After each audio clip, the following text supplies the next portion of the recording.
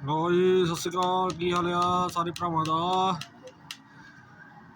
लो जी लंगर की तैयारी हो रही है। सवेर प्रभात फेरी वाले वीर ने आना बाबा जी लैके ते तैयारी चल रही है। देखो आलू वालने रखते, इधर सब्जियां सुब्जियां कट हो रही हैं। ठीक है वीर भाजी हुणे कट रहे हैं।